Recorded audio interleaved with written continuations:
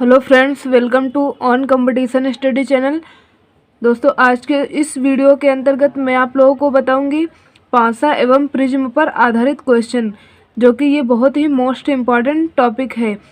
तो यहाँ पे क्वेश्चन सॉल्व करने से पहले मैं आप लोगों को बताती हूँ पासे की स्थिति। तो यहाँ पे मैं आप लोगों को सबसे पहले बताती हूँ कि पासे के अंतर्गत देखें तो सतह कितनी होती हैं। तो यहाँ पे इसके अंतर्गत 6 सतह होती हैं।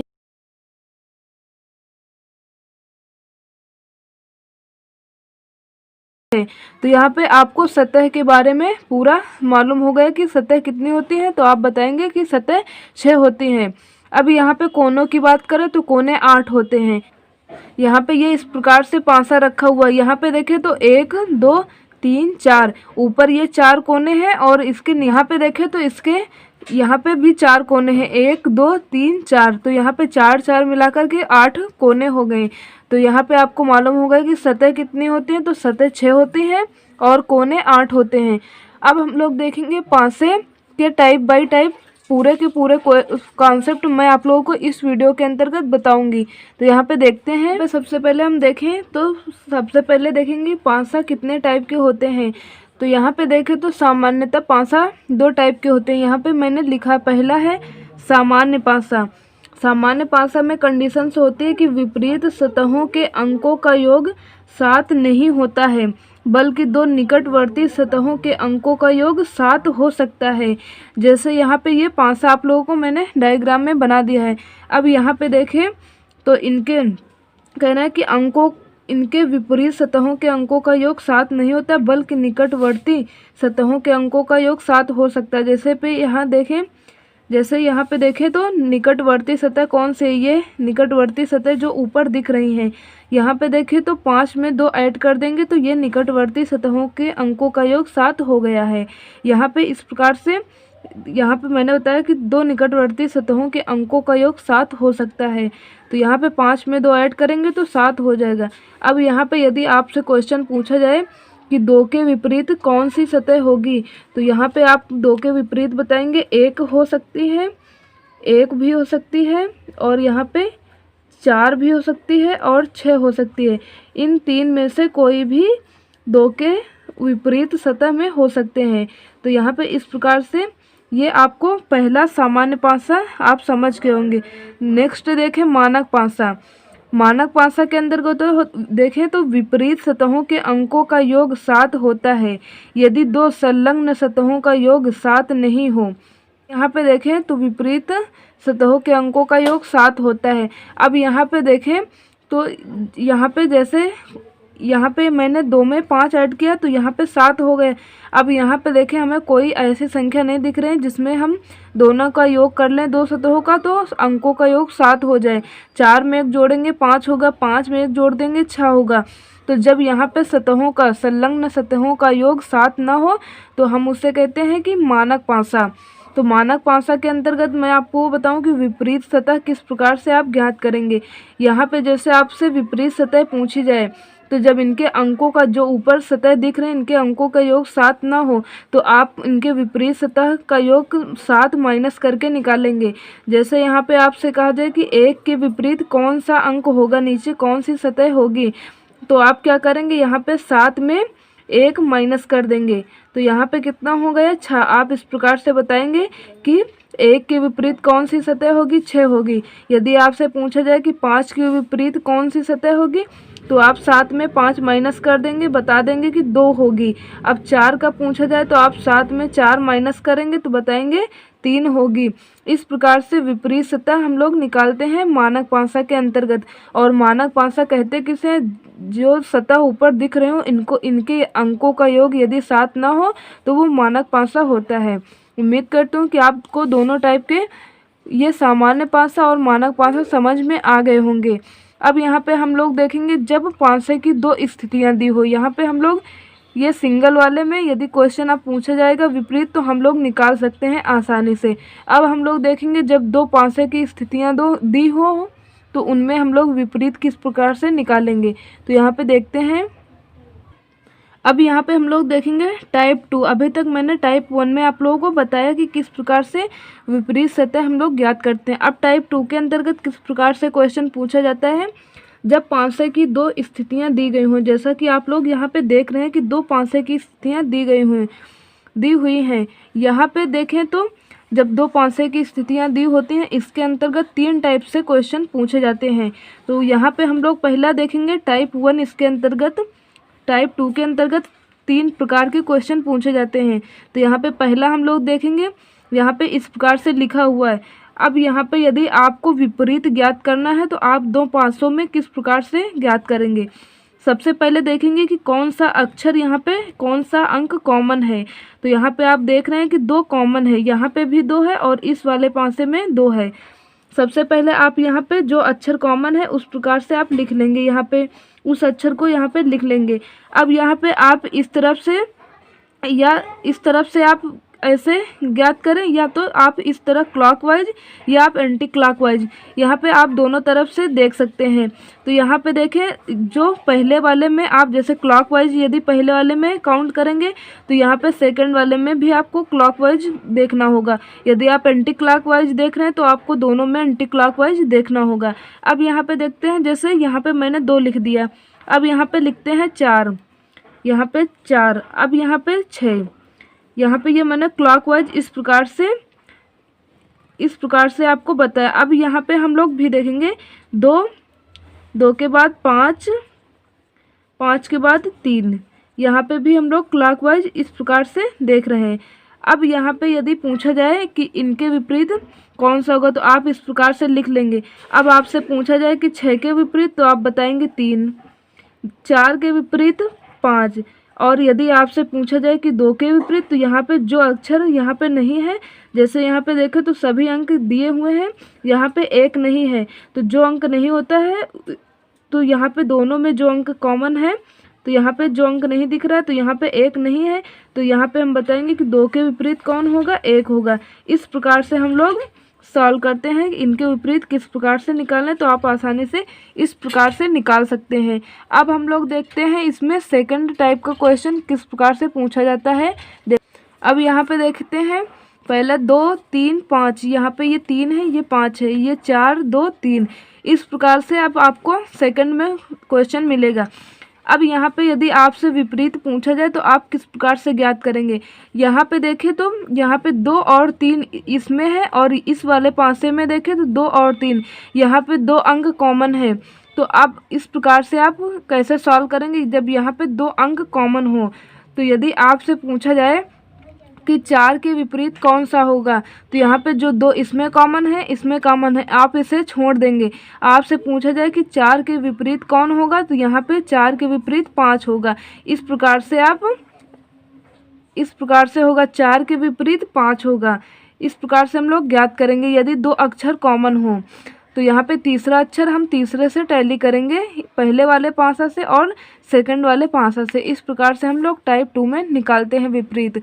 अब यहाँ पे देखते हैं थर्ड टाइप 2 का थर्ड कोई देखें तो टाइप 3, इसके अंतर्गत देखेंगे सबसे पहले ये पासा मानक पासा है या साधारण पासा।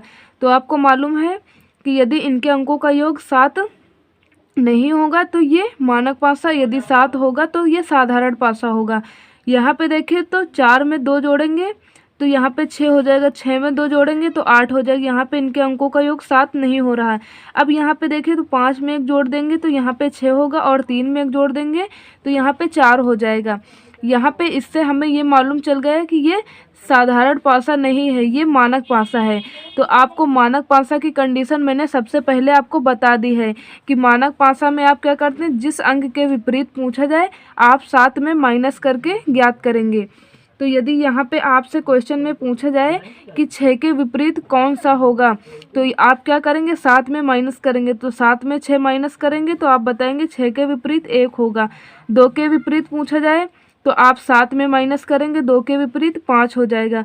अब यहाँ पे 4 के विपरीत पूछा जाए तो 7 में 4 माइनस करेंगे तो 3 हो जाएगा। इस प्रकार से आप यहाँ पे ये 4 का विपरीत 3 होगा, और यहाँ पे 5 का विपरीत 2, और यहाँ पे देखें तो 6 का विपरीत ये 1 होगा। साथ में आप माइनस करके ज्ञात करेंगे कि कौन से अंक के विपरीत कौन सा होगा। तो उम्मीद करती हूँ कि आप लोगों को ये टाइप 2 समझ में आ गया होगा।